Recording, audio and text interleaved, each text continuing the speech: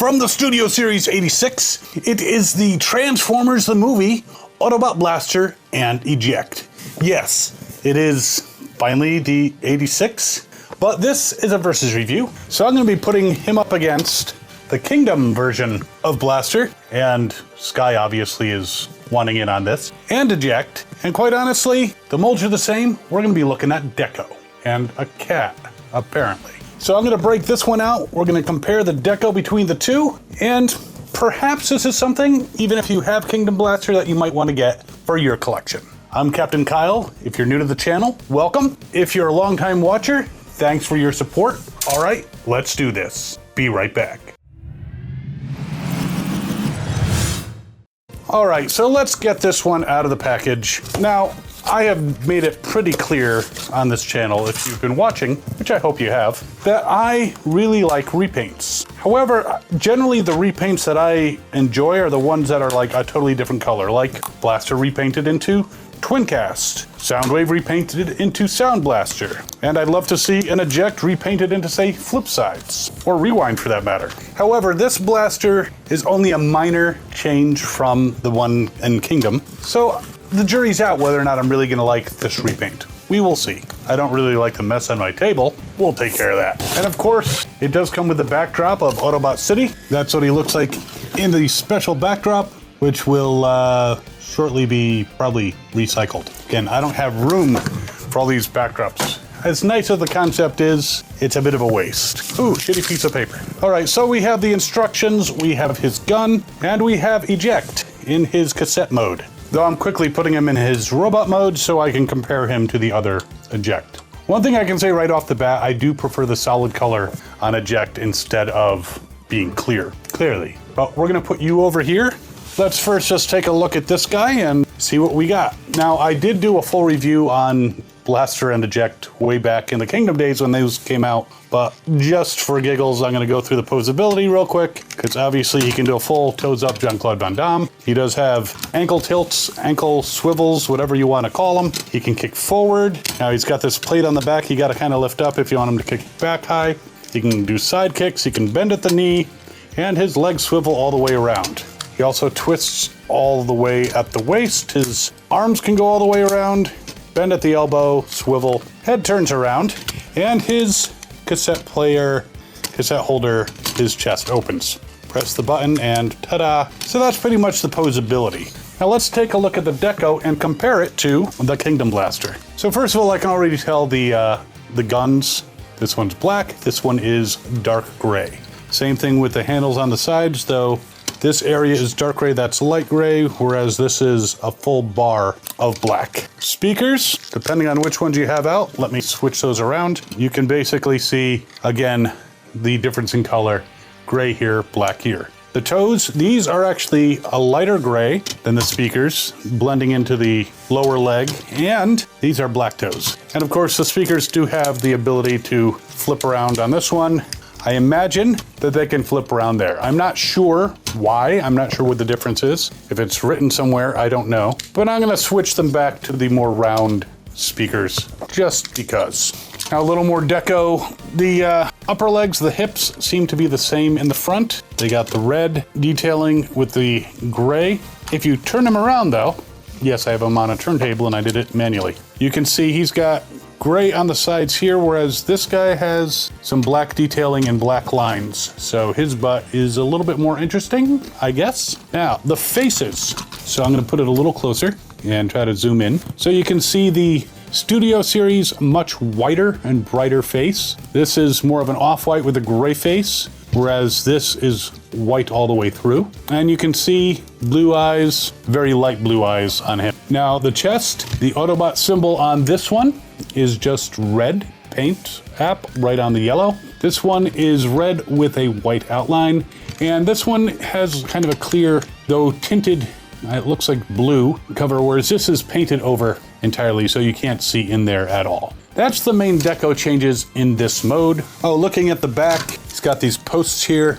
They're both black here. Here, it's gray here and unpainted at all right there. So honestly, I kind of do like the paint job on the Studio Series a little bit better as far as the face is concerned, but still, this is a fine figure. The yellows, this looks a little richer of a yellow, slightly darker. This is a lighter yellow. And even the red, it's very, very, very close. It's hard to tell. This one just might be a little dusty. In fact, he fell over. He is a little dusty. The red looks pretty much the same. If there's a difference, it's very, very slight. All right, now before we put them in their boombox modes, let's take a look at Eject. And remember, at the end, you get to tell me which one you think is better. But I do think it's kind of on the part of Hasbro to use the exact same mold, yet just sell us another toy. It's a little disappointing. You know, it would have been nice if there was some major changes or something cool, maybe some added accessories. Maybe he could get the things that you could plug into his hands so he has speakers coming out of his hands. There could have been some nice additional things. It's pretty much just a repaint. And again, I do like the new paint job personally a bit better. You'll have to let me know what you think, but I would have liked a little bit more buying another version of Blaster.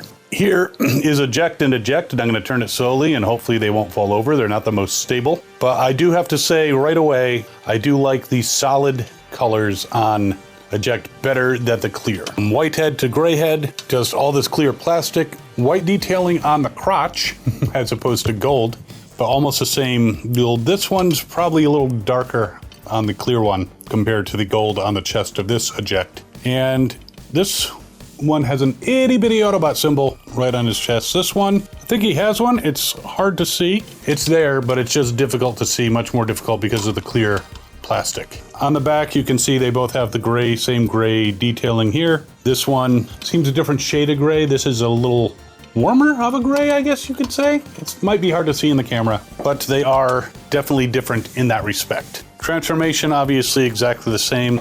And I'll use the new one, full Jean-Claude Van Damme. No ankle tilt or anything, but he can go forward and back, actually quite high in the back. Side kick, knee out to the side. The arms, you can put them out that way. You can turn them all the way around. You can swivel them.